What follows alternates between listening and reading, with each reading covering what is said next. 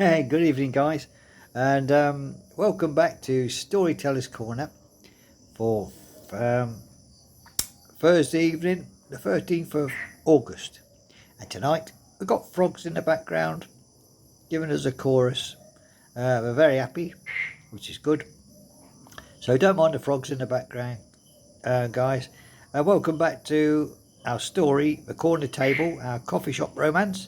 And it's chapter 19 now, Building Dreams. So let's see how Daniel and Emma are getting on. So let's read on. The next morning, Daniel unlocked the door to the old bookshop with a strange mixture of excitement and disbelief.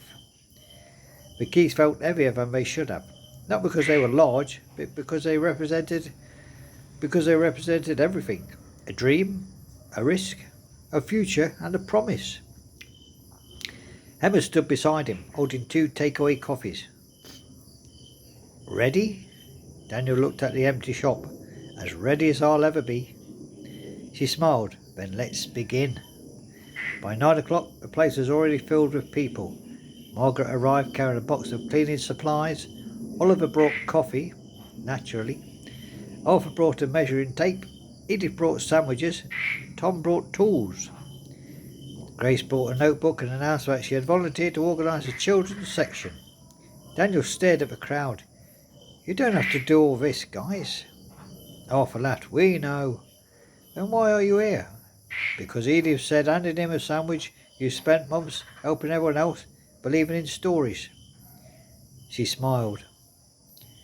Now we're helping you build yours. Daniel looked at Emma. She was smiling through tears. The first job was cleaning. Dust flew everywhere. Oliver sneezed so violently that everyone stopped working. Bless you. Thank you. He sneezed again. Perhaps the building doesn't want me here. Emma laughed. Maybe it knows you're afraid of dust. I'm not afraid. Another sneeze. Everyone laughed, even Daniel. For the first time, the empty building was filled with noise, laughter, music, conversation, and life. By lunchtime, the old shelves had been cleaned and polished. Daniel ran his hand along one of them. My father built these, Henry Whitmore said from the doorway. Everyone turned. He smiled. I thought I'd come and see how things were going. Emma welcomed him inside. We made a start. Henry looked around. You've done more in one morning than I expected. Daniel smiled. We've got a good team. Henry nodded. You certainly do. In the afternoon, Emma discovered something beyond one of the shelves, a small wooden box. What is this? Henry walked over. His expression changed. I haven't seen that in years. He carefully opened it. Inside were old photographs. There was one of Henry as a young boy standing beside his father in the original shop. Another showed a bookshop filled with customers. And another showed a young woman sitting at a corner table beside a window reading a book. Daniel noticed that photograph. Who is she? Henry smiled. That's my mother. Emma looked closer. She looks happy. Yes, she was. Henry's voice softened. She used to say that bookshops wasn't really a shop. What did she think it was? A place where people could come in as strangers and leave feeling a little less alone. Daniel and Emma looked at one another. Those words seemed to describe exactly what they wanted to create. That evening, after everyone had gone home, Daniel and Emma remained behind.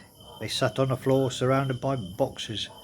Their clothes were dusty, their hair was untidy, full of cobwebs, and they were exhausted.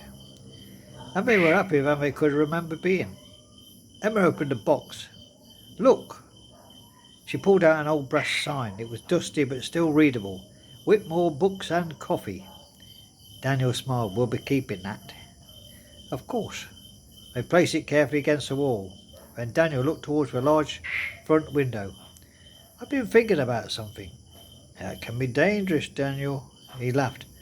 I think we should have a large table right there. He pointed towards the corner. The best table in the whole shop. Emma smiled. Our corner table. Exactly. They found an old wooden table at a nearby antique shop the following day. It wasn't perfect. One leg was slightly uneven, the surface had scratches, the wood had faded with age, but Emma loved it immediately. It's beautiful. Daniel looked doubtful. It's fallen apart. That's why I love it. It's full of woodworm.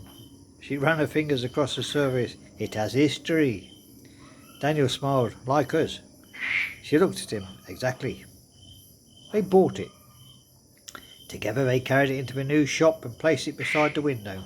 The same way they had once sat together in Margaret's cafe, they now sat side by side in their own future. Daniel placed 2 cups of coffee on the table. Emma laughed. We don't even have coffee machines yet. Details. She leaned against his shoulder. Outside, the town moved around them. Inside, their dream was slowly becoming real. Before they left, Daniel stood and looked around. There were still empty walls, unfinished floors, boxes everywhere. Months of work remained, but he could see beyond the mess. He could see the children sitting on cushions listening to stories. He could see customers drinking coffee beside books. He could see writers gathering around tables. He could see Emma laughing behind a counter, and he could see himself beside her. Emma? Yes? Do you ever wonder what would happen if you hadn't walked into that cafe that morning? She thought for a moment. Sometimes. What do you think? She smiled. I think I'll still be looking for that empty chair. Daniel took her hand, and I think I still was sitting alone at the corner table. They looked at one another. Then Emma smiled. Funny how one little decision can change an entire life. Daniel kissed her forehead. Maybe it wasn't a coincidence. Outside, that evening sky turned pink above the rooftops. Inside the unfinished shop, 2 people sat at a simple wooden table and dreamed about tomorrow. They had discovered that the building a home wasn't about bricks and walls. It was about the people who filled it with laughter, the memories created inside it, and the love that made it worth building. And there we go, guys. That's so Daniel and Emma have moved into their new bookshop they bought, and it seems like there's a lot to do, but their dream has begun. Building a dream. There we go, guys. So join me tomorrow, guys. Friday evening. Friday's a gateway to the weekend, so we say yippoo. So join me Friday the 14th of August for chapter 20 in the corner table, the first cup. The first cup of coffee, I expect. Seems it's a coffee shop romance. But before that, guys, we're going to see James and Maria in our other little charming story, Letters Across the Sea, and it's chapter 28, The Return. So what is that? Is it James coming to the Philippines? We'll see. So join me tomorrow morning, Friday morning, for chapter 28 in Letters Across the Sea, The Return. Until then, guys, thank you for joining me in Storyteller's Corner for Thursday evening. And I hope you didn't mind the frogs in the background too much. Keep chipping in. But anyway, guys, thank you for joining me, and have a blessed evening. Have a peaceful evening, and take care now. Bye bye.